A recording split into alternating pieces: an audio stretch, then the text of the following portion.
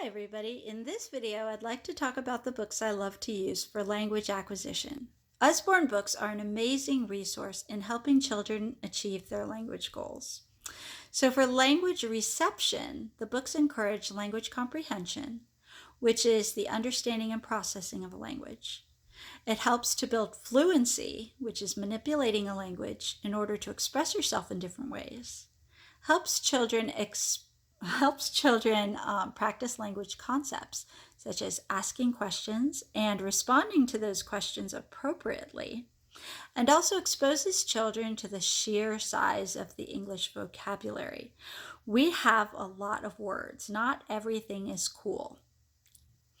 For language expression, I use these books a lot in speech and articulation exercises. I use them in sign language classes and for cueing. And I love the repetitive language elements in many of the books. Repetitive language allows a child to build expectations and have those expectations met, to predict what's going to happen next or what's coming next. To learn the appropriate responses to different situations and different questions.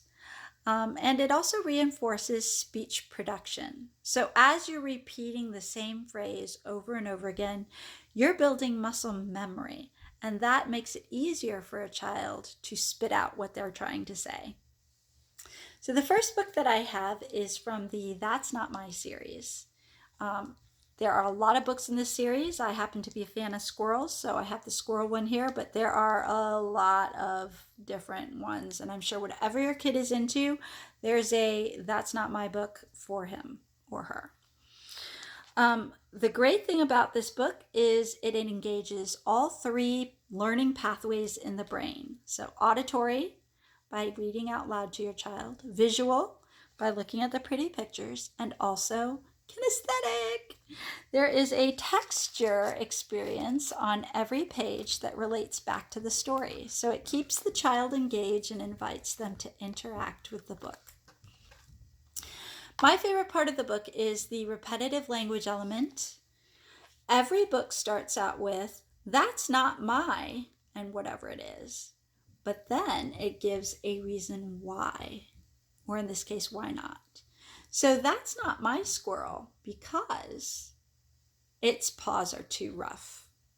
So it's teaching the child the language concept of why something is or isn't, and then because. So it's expansion. As you go, it gives different reasons why that one's not it, that one's not it, that one's not it, until you get to the end and you finally find yours. Yay! That's my squirrel because, and in this case, its tail is so fluffy. So the kids are engaged all three ways, auditorily, visually, and kinesthetically. And also it's a great exposure to a lot of different descriptive words, which kids don't get a lot of normally. So actually, I use these books in cute speech classes because in sign language, there are not signs for every word in the English language, and they're missing a lot of these juicy descriptive words. And when you cue, you can expose the child to all the lovely words. Anyway, the next book in the series is also a very fun one. This is practically a game. It has 3 subdivided pieces on the page, and you can flip to change the characters around. How fun is that? Now, my favorite part of the book is the alliteration. As you can see, every page has a particular letter or phoneme that they repeat. And this makes it great for articulation practice and also for cute speech practice. So at the lowest level, you can just repeat that phoneme, p, p, p, p. Okay, making it or cueing it, whatever. As you get more advanced, you can practice the blends or the syllables, syllable combinations. So pretty princess or palace. So or pa. Just messing with the cues, messing with the different phoneme blends. And as you turn the pages, each character focuses on a different phoneme. So as you can see, this purple page here has S's. The green page has the short E sound. You can get a whole page worth, or you can mix them up. So this is a really fun book to play with, and it's also great as a speech activity. The next book I have, actually 2 books, are from the What's Happening series. I have Who's Wearing a Hat and Where's the Butterfly. So there are a lot of different who books and a lot of different where books. You can get which one you want based on your child's interest. Wisty likes butterflies and cats, so that's what we've got. But every book works the same way. Once again, you have the laminated cardboard pages. Each page features a cast of characters and a simple question. After your child answers the question, you can expand and ask more questions along the same line. So for this one, it's who. So who's on the wall? You can also say who's watching the bee, and who's saying meow, and who's the dog. But you can also expand and change the WH questions to what? What is he doing?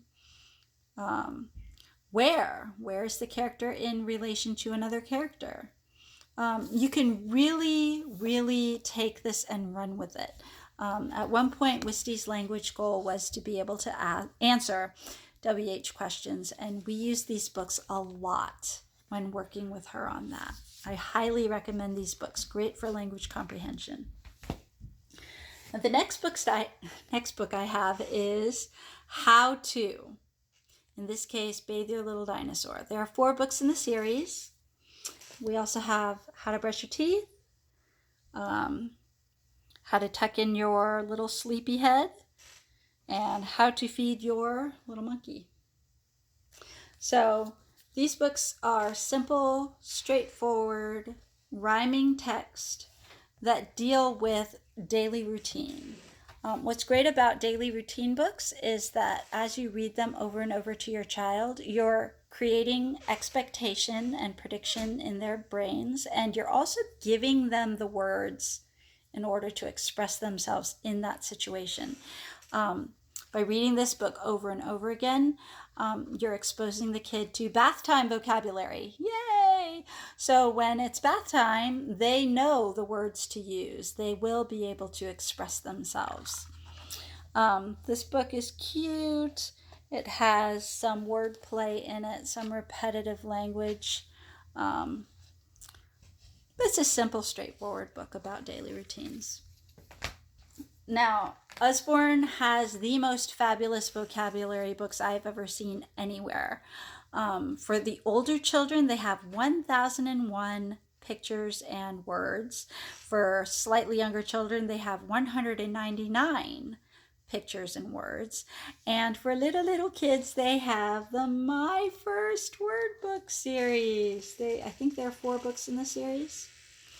But these are simple, straightforward vocabulary books that feature groupings of words by category, a picture, and the printed word. And it allows kids to make associations between words and their concepts. But also, seeing the print allows them to develop literacy skills for later as they recognize the printed form of the word and also make those letter sound associations. So, highly recommend these. And like I said, there are a lot of Usborne vocab books. You can get any subject matter. There are safari animals, sea animals, things that go, stuff I see around the house. There are a ton of vocabulary books, and they're all very good. Finally, I have Who's Next. This is a fun book that my daughter loves, and we usually give it as a birthday present to her friends. This is the definition of predictive text. So you have an elephant here, and his friend is coming. And they give you a little clue about who that friend is going to be. And you have to guess who it is. And are you right? Oh, look at that. There's the rest of his friend.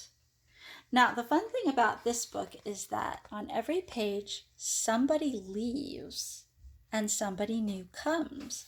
And so the second part of every page says, who left? And guess who's coming next? And they give you a little hint of who's coming next. And so it really reinforces the child's ability to pay attention to the details of a picture and to guess who's coming next and remember the last thing they read and who did we meet before and they're gone now. So this really helps with retaining information, and it's a game, so they don't even know they're learning all that good stuff. Well, there you have it. Those are that's my short list of books that I like to use for language acquisition. Thank you very much, and if you have any questions, let me know. Bye-bye.